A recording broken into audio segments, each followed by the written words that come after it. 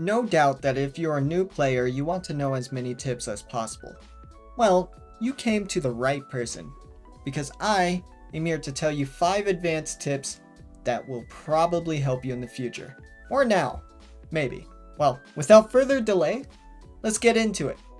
My first tip is actually for how to spend your Starglitter. It's this thing, you get it from the gacha, the wishing, you know. Once you get these things, you can go to the shop and spend them. Now, you may be wondering what exactly you should be spending them on. Right away, you'll probably assume the fates. Yeah, that's a really good thing to spend them on. But here's my suggestion. Save them up to buy a weapon. Not these weapons. These weapons aren't that good if you ask me. But there are weapons called Blackcliff weapons that are really good. They all have crit damage on it. And it's awesome. I have a Blackcliff Claymore. And it's really awesome. It really helps out my Claymore characters. And not only that, you could possibly get another copy of a character or get a new character. But if you ask me, I don't know if that's too worth it, in my opinion. And another thing, I don't think you should be spending them on all these materials and stuff, because you can just go hunt down the enemies yourself for all these, so there's no point in just buying them here. Now, while we're on the topic of Starglitter, you may be wondering what you should do with Stardust. Well, if you're wishing on the current banner or whatever, you'll get plenty of Stardust. Buy out your monthly wishes that pop a year, and honestly, you can go ahead and buy the materials here if you wanted. You get enough by the time the next banners come around and stuff. It's not that big of a deal. At least save up for a weapon or two. You could still buy fates, that's whatever, but that's just my recommendation. Tip number 2 is don't be afraid to use 3-star weapons. There are some really cracked 3-star weapons out there. Here's a bow, it has crit rate, and its passive is pretty good. That's really nice, mainly because it has crit rate, and crit is very, very helpful for DPS.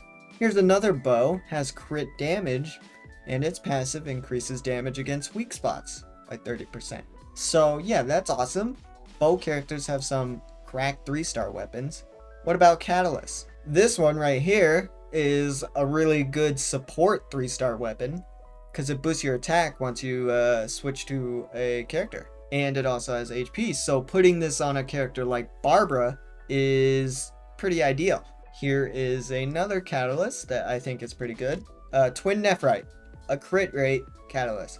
If you have an HP scaling polearm character, Black Tassel is perfect as HP. Maybe you want some crit. Well, there's a White Tassel that gives you crit rate. Amazing. Look at this thing. A crit damage sword. This thing is really nice, and its passive is pretty good too. Listen, the point I'm trying to get across is don't be afraid of using 3-star weapons, because they can be actually super helpful. 4-star weapons are pretty good, but just because they're 4-star doesn't mean they're going to be better for your character. You know what I mean? But yeah, that's just my recommendation. Use 3-star weapons if you need to. My number 3 tip is actually for story quests.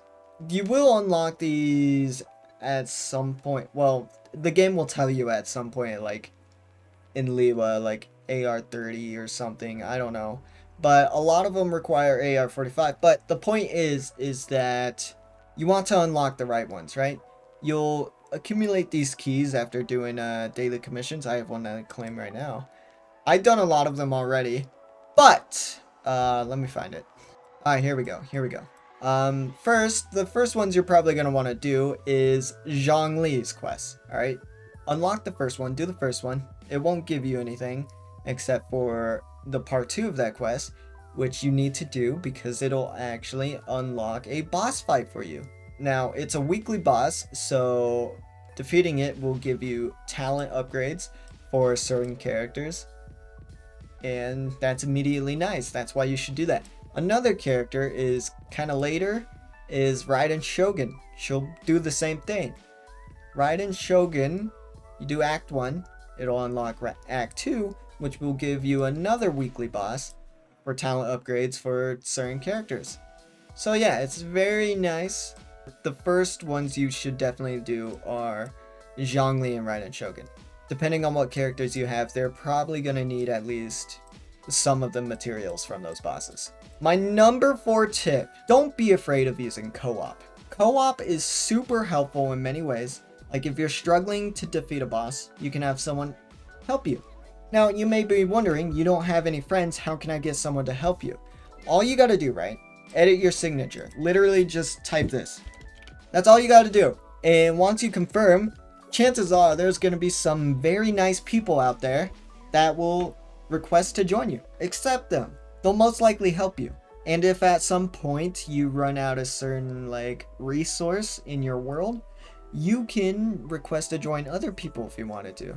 All you gotta do is just ask them if you can take some stuff, and 9 times out of 10 they'll probably say yes. If they say no, then I guess seethe, mold, and cope and leave and find a new person. But mostly have people join you to help you in your world. Co-op's awesome and can get you through a lot. Help you with bosses, collecting stuff around your world. There's a couple world quests that you can do in co-op. Domains will help a lot. Don't be scared. Don't have social anxiety. I'd say 80% of the player base are nice people. And if you somehow get someone that's an absolute jerk, just kick them out. My last tip, if you are absolutely struggling with your team or your DPS characters, if you've done almost everything you can think of to try and increase your damage, here's my suggestion, or something that you can start investing into that will most likely clear 90% of the content.